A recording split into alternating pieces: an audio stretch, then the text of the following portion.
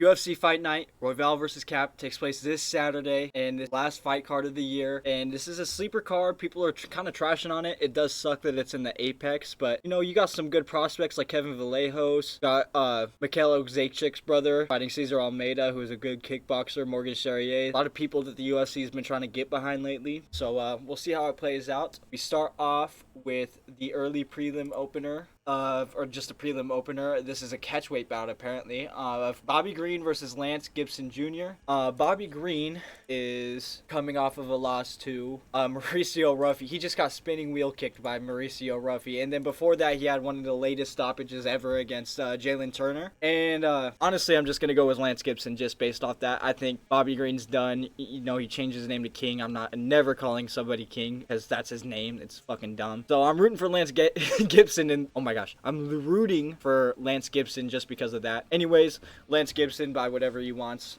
Don't know too much about him. In fact, I don't know anything about him, but I'm just going to go based off of that. Then we got this, gonna go with Jamie Lynn Horth. Okay, then we got some undefeated heavyweight prospects here. One from Brazil, Taekwondo guy, and one from America. And looking into both of these Tapology guys, they both have an amateur record, both completely undefeated. Should be a good scrap. To be honest, I think the competition level is a bit better for fucking Gilliam Pate. His middle name's Kong. He's also got a little bit of a reach and height advantage. It's $7 billion company, doesn't even have their pictures or all of their stats up, but it's okay. I'm gonna go with him to take this fight and to take Alan Fry Jr.'s O away from him. And then we got this. This card does start off rough, but it gets better. It gets better. Luana Santos is coming off of a loss to... Oh, she's coming off of a win against Terena Lisboa, subbed her in the second round, and then before that lost to Casey O'Neill. Melissa Corden is a prospect, I'm pretty sure. She just fought not so long ago. She also just beat Lisboa. Alright. I'm going to go with Luana Santos. She's been in the UFC for longer.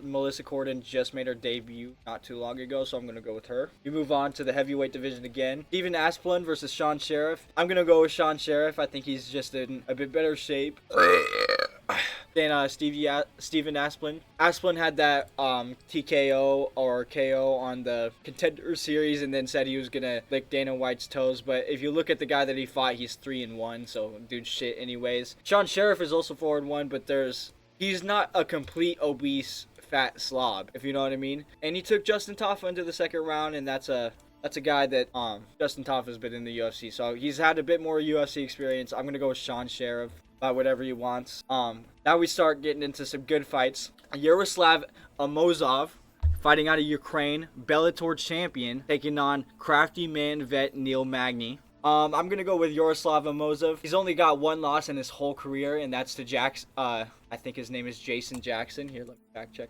Yeah, he only has one loss, and that was a 5-round decision to Jason Jackson. And Magny, he's coming off of a... Did he just fraud check another guy? Magny's on a 2-fight win streak. Okay, hold on now. So the UFC veteran experience goes to Magny, but Yaroslav has that wrestling pressuring style. It's just going to be hard. I could actually just see him keeping it on the feet. I don't think Magny deals well getting offensively grappled. It's kind of weird to say it like that, but I'm going to go with Yaroslav Amosov. I think he has higher level competition than Neil Magny, more 5-round experience, more championship experience in Bellator. Been around the game for a while. 28-1 is an insane record. I don't care if it's padded or not. That is wild. Yeah, I think Neil Magny's legendary streak ends here for sure. We move on to the next fight, which is Joanderson Brito versus Melsik Bagdasaryan. Bagdasaryan just lost to Gene Silva, and then Joanderson Brito is coming off of a loss as well from Pat Sabatini and William Gomez. And the Sabatini loss, he was a favorite by a long shot. Ended up just getting grapple fucked. I'm going to go with Joanderson Brito. I think this is going to be a fun, exciting, striking fight. My problem with Melsik Bagdasaryan is he's good, but he never... I think Brito has a lot more finishing potential, and there's more power in him. Melsik is going to be a bit bigger. He's got a 1-inch height advantage, but Brito's got that 2-inch reach. I also think Brito's better on the ground than Bagdasaryan. He could go down. He could go down that route if he wants to. Bagdasaryan really only has wins against some cans. I think he beat Colin. He beat Colin Anglin, Souza, and then he hasn't really had much success in the UFC after that. He lost to Kulibao, which is not a good loss. Then he also lost to Silva, which is also rough. But Silva's a good prospect. You know, he's on that crazy win streak, only losing to Diego Lopez. So you can't hold that too much against him. But everything else, he's only really finished that Colin Anglin guy, and that's a victim of Sean Woodson, if you know what I mean. So I think Brito's got more potential here. I'm going to go pick him, and I'm going to go by decision. And then we got this. I'm going to go with Jillian Robertson. And then we got this. Kennedy Nzechukwu versus Marcus Buchecha. Kennedy on this historic failure of a heavyweight run, I'm pretty sure. Didn't he just lose to somebody? Who did he lose to? He did. He just lost to Walter Walker, which is a horrible look, in less than a minute. And he's fighting another Brazilian Jiu-Jitsu guy in Marcus Buchecha, who did just lose to Marcus Boudet. And then Marcus Boudet got cut, which makes no sense. But that went all 3, so he's not getting fucking ankle locked or heel hooked within a minute. So I'm going to go with him based off that.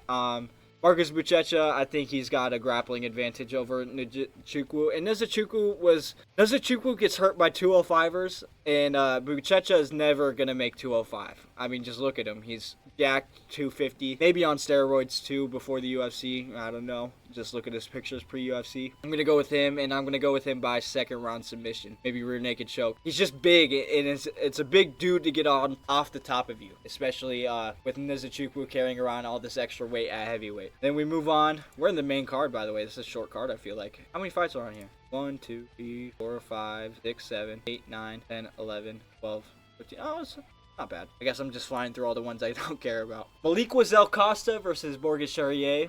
This is a great fight. Costa is big, powerful for the weight class, and Charrier is super technical.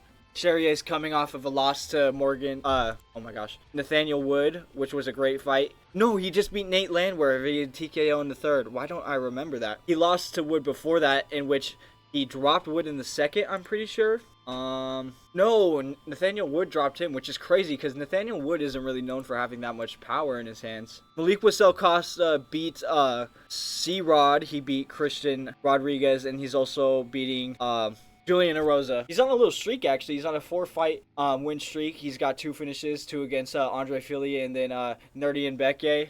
His last loss is to Steve Garcia, which isn't a bad look because Steve Garcia is about to be ranked in the top 5 in featherweight. I'm going to pick Malik Costa to win this fight just because I feel like he's going to do a lot better on the outside and on the back foot than Charrier. Charrier, when he's pressuring people, he looks hittable. He looks more hittable when he's pressuring people, in my opinion. And can't be getting clipped by Del Costa too much. He's also a great grappler, too. I could see him going down that route. And Charrier's got a lot of fights on the record. At 30, he's got over 30 fights, but that's pretty crazy. So does Del Costa. So this is going to be a scrap. I'm going to go with Del Costa. And you know what? Malik Costa, sorry. And I think he's going to get a submission here. I'm going to go 3rd round submission for Malik Costa.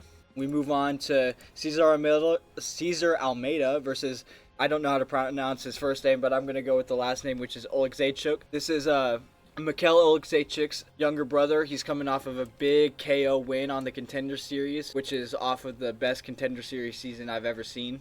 And he won that in 36 seconds. Cesar Almeida is a glory kickboxer.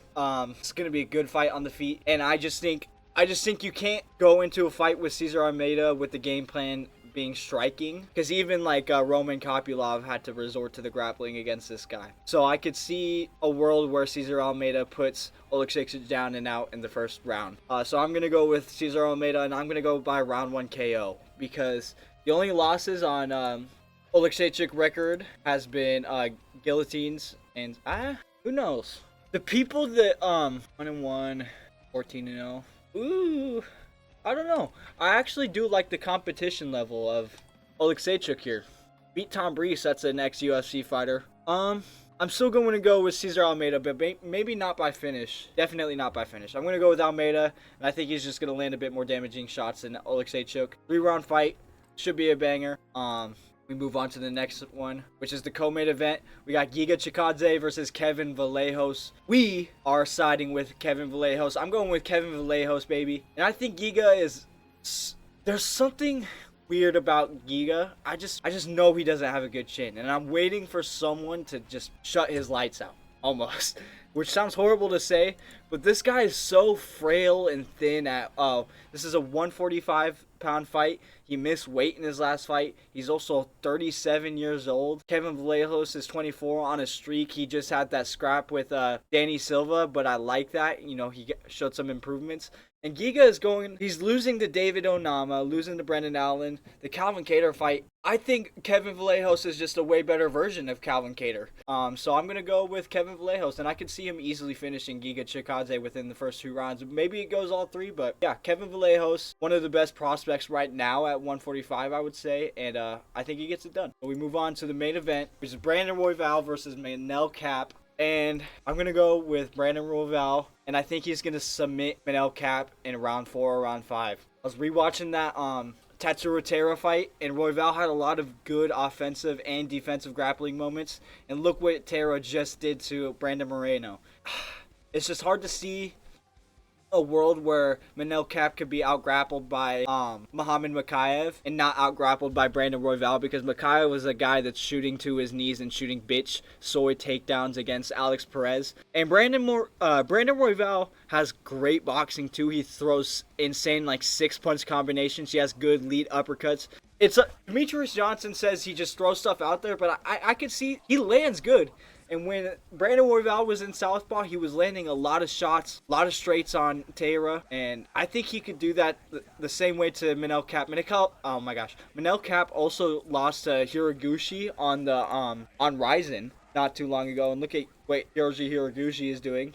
Do I think Hiraguchi beats Royval right now? I don't. He also lost to Mateus Nicolau by decision. I mean, I don't get the hype around Manel Kape, honestly. Extreme Couture guy, there's going to be no finishing ability here. And I think after 3 rounds of just insane pace and conditioning from Brandon Royval, I think Manel Kape's going to be a little broken. And then Brandon Royval is going to start working the takedowns eventually. Maybe even Manel Kape shoots a panic takedown after getting hurt, and Royval just locks up a slick guillotine, because he did that to Kai Kara France, where he rocks him and then Kai shoots a desperation takedown and then just gets choked out immediately. Brandon Royval just switched gyms. He's with Alex Hernandez and all of them at Factory X Muay Thai. Actually, didn't they change that? I could have sworn they left. Yeah. Anyways, I'm going to go with Raw Dog. I think Brandon Royval is a good... I wish I could see the odds now on ESPN, but I'm not sure what happened to that. But I think Brandon Royval is a good title challenger here, and I think he's going to have one last go at the belt after he beats Manel Kape. And this is the last card of 2025, 6-week break after this. This is a late start, 6 p.m. Overall, it's like a 6 out of 10 card. It's not that bad like how people are talking about. My pre-fight bonus predictions, I think Fight of the Night's going to be the main event or the co-main. And then I think there's big finishability in this fight because of the Taekwondo ability from Mr. Kong. Bobby Green has no chin anymore, so this could always be a finish. Let me look at this Canadian's record. Maybe he's just complete KO. Who did he lose to? He's only lost to a Russian guy that's an active Bellator fighter. So that even confirms my pick about that.